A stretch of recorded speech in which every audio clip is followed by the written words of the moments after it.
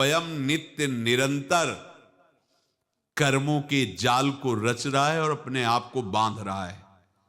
आपको मुक्त होना है, बंधना नहीं है। जीव का जन्म कर्मों के अनुबंध से होता है, कर्मों के बंधन से होता है, और उसको अपना ऋण चुकाना होता है। कर्मानुबंध ये बहुत सूक्ष्म विषय है। जैसे आप जिस परिवार में जन्म लिए हैं तो उस परिवार के लोगों से आपका ऋण है, इसलिए उसी परिवार में आप आए हैं। और ऋणानुबंध उसको बिना चुकाए या बिना वसूल किए आप वहां से जाएंगे नहीं। आपको लेना है तो वसूल करना है और देना है तो चुकाना है। ये पूर्व के जन्मों से निश्चित किया गया है। जैसे किसी के यहां पुत्र हुआ, जन्म से ही पैसा खर्चा शुरू हुआ, जो बड़ा हुआ तो उद्दंडता के द्वारा मार पूरे परिवार को क्लेश पर क्लेश देता चला जा रहा है। ये तुम्हारे कर्म का फल है।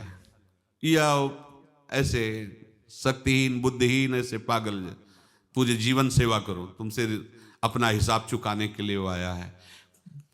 अब परिवार के जो सदस्य जुड़े आके, मतलब पत्नी आते ही पूरी हृदय में आनंद, परिवार में आनंद, और जीवन भर वो आनंद ही सुख देने के लिए उसका जन्म हुआ। वो अपना ऋणानुबंध मुक्त, और आते ही भयंकर क्लेश खड़ा कर दिया, बीच में दीवार और झगड़ा वैसा, फिर अतरे दिन मारपीट शुरू, कलह अशांति, पूरा जीवन नरक हिसाब करने आए।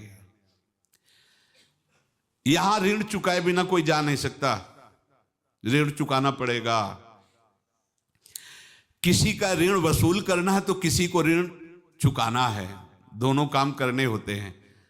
अनेक जन्मों में अनेक लोगों के साथ हमने जो बर्ताव किए हैं, अच्छे या बुरे, वो होंगे।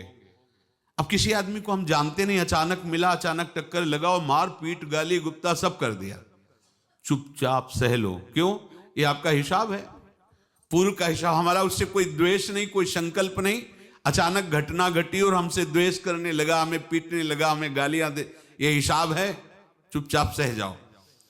अपने घर का भाई ही भारी दुश्मन बन गया और क्लेश दे, हिसाब है।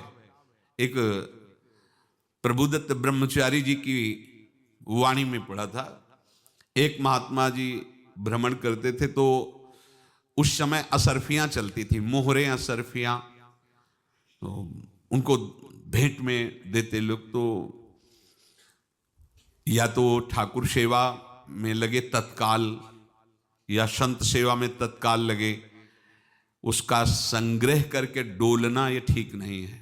बैरागी के लिए सिद्धांत में ये ठीक नहीं है। तो जब 2, 4, 6, 8 ऐसे मोहरे हुई तो उन्होंने विचार किया कि और भ्रमण करके जब काफी मोहरे हो जाएंगी तो प्रयागराज में जब कुंभ पड़ता है, एक बार पूरे सब अखाड़े के संतों को, अलग अलग संप्रदाय सब संतों को बुलाएंगे और सबको पवाएंगे।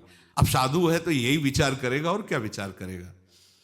तो उन्होंने ऐसे डंडा बनवाया, बेंत, जो ऊपर से चूड़ीदार और भीतर पोला, और मोहरे उसमें डालते गए।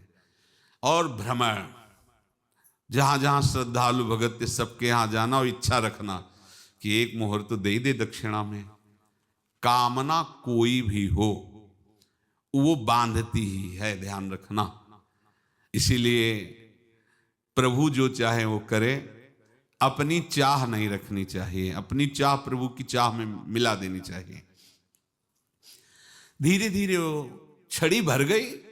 भ्रमण करने वाले महात्मा चूड़ी लगाई, इंतजार करते रहे। जब प्रयाग का कुंभ पड़ा तो चले। तो रास्ते में एक गांव में पूछा जाता है,